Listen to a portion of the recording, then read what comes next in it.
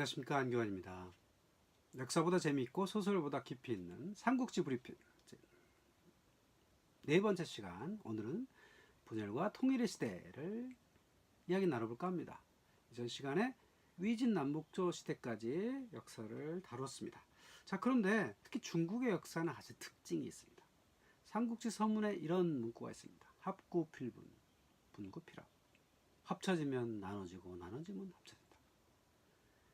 이 삼국지 서문에 말한 것처럼 중국의 역사는 합쳐지고 나눠지는 반복의 역사였습니다.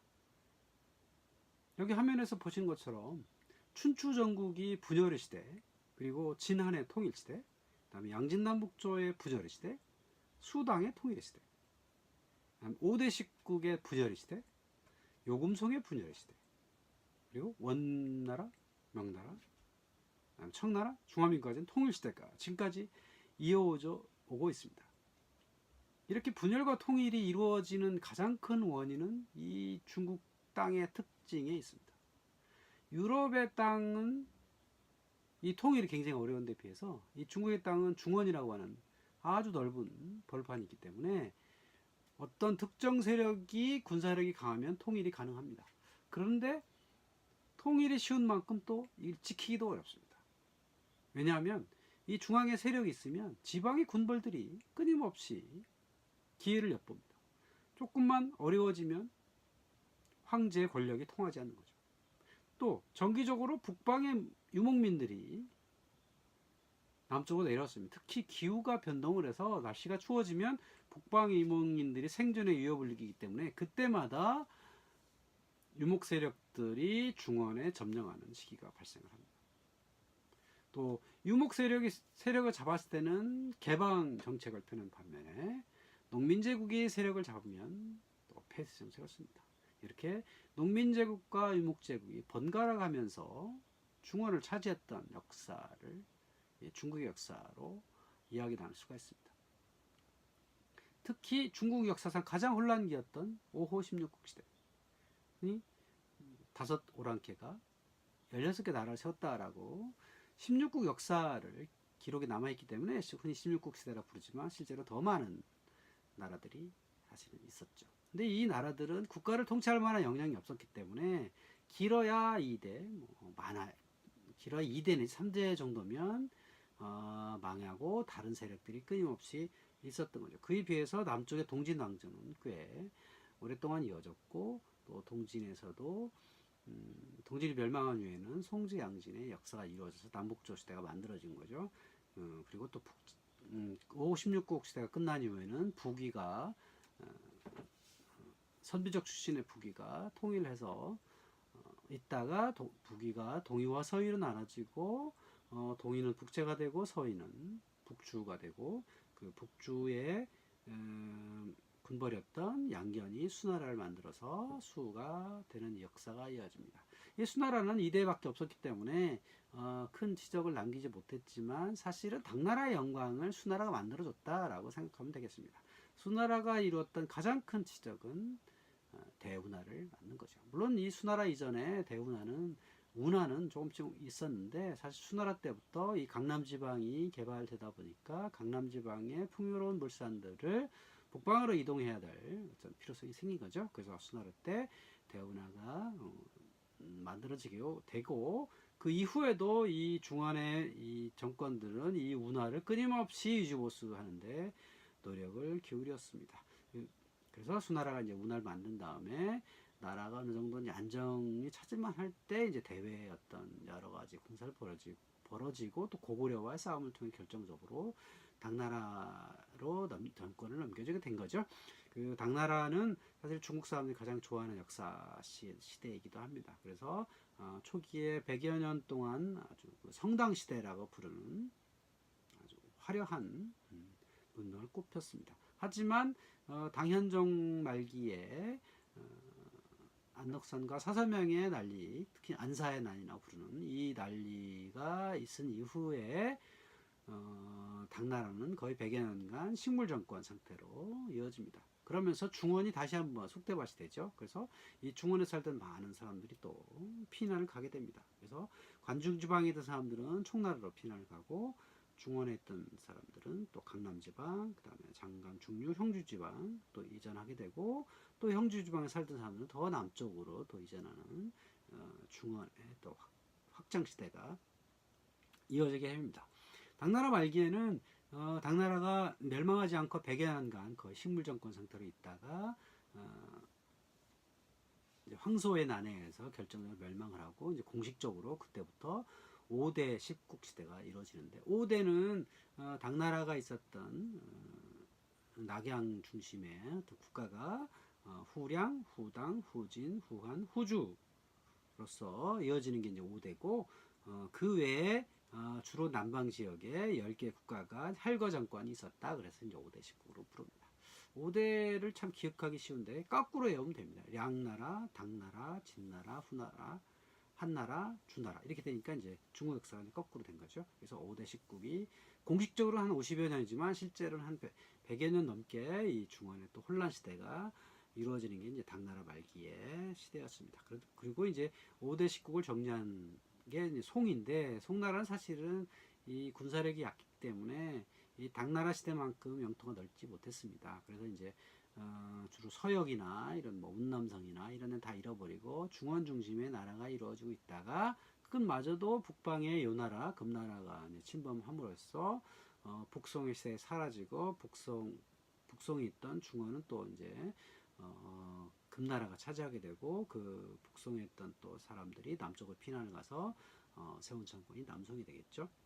이때 또 중원이 또 전쟁들을 펴나니까 또 많은 사람들이 남쪽으로 이전합니다. 그래서 이때부터 남송이 되면 본격적으로 남북 간의 경제력이 바뀌는 거죠. 그래서 남쪽이 경제 중심이 되고 북쪽은 정치 중심 이렇게 이제 오늘까지 이어지는 계기가 이 남송 시대부터 됩니다. 그 남송 시대부터 이 삼국지는 또 소설로서 만들어진다고 그랬죠. 이때 이제 이 중원을 유목민들한테 잃어버리는 슬픔, 또 국가를 어떤 혼연추로 만들고자 하는 어떤 황제의 욕구 이런 것들에 의해서 이제 삼국지가 유비 중심, 유비 관우 장비 제갈량 중심의 스토리를 만들어진 게 바로 이때였습니다. 중국의 역사를 이렇게 들여다보면 참 특징이 있어요.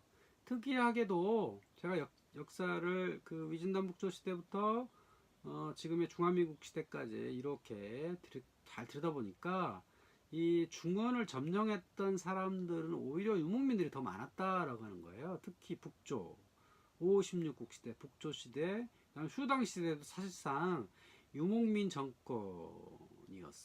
물론 이제 지배층 위주였지만 수당도 유목민 정권이고 요나라 금나라는 뭐 당연한 거고 몽골 시대에 당연히 몽골족들이 이제 원나라를 세웠기 때문에 유목민이었고 명나라 시대에 잠깐 있었고 그 다음에 청나라 여진족들이 또 차지하고 있었죠. 그래서 이 노란색으로 되어 있는 그 국가들로 보면 중원이 훨씬 더 1000년 이상을 유목민이 차지하고 있었다는 걸 알 수 있죠. 그래서 이제 유목민족 문화가 사실은 이 중원에 많이 남아있게 되는 어떤 이유가 되는 거죠. 그 명나라가 원나라의 몽골족을 몰아내고 이제 쌓았던 게 우리 만리장성이죠. 흔히 만리장성은 진시황이 쌓아가지고 이렇게 이어졌다라고 역사에 사실 나오지만 제가 볼 때는 진시황이 쌓은 건 그냥 장안 북쪽에 흉노족을 막기 위해서 쌓았던 것이고 우리가 볼 수 있는 그 북경에서 2시간 거리의 빠다링산 그 팔달령에 있는 그 장성은 사실 명나라 때 쌓은 겁니다. 왜냐하면 몽골족이 북쪽으로 쫓겨갔지만 그 원나라가 멸망하지는 않았거든요. 그래서 원나라 특히의 세력 몽골족들이 장성 너머에서 끊임없이 그 교역을 해달라고 또 욕을 하고 수시로 침범을 했기 때문에 그거에 어떤 위험을 막기 위해서 장성을 쌓았던 거죠. 그 장성이 이제 이 몽골족에 대한 대비하기 위한 어떤 물리적인 거였다면 정신적인 것은 이제 이런 삼국지 같은 게 이제 이용이 됐던 거죠. 그래서 이 만리장성을 쌓고 그걸 지키기 위해서 병사들을 파견했을 때 만들어지던 법이 개정법이라는 거죠. 그 개정법에서 나중에 이제 관우가 재물신이 되는 어떤 계기가 됩니다.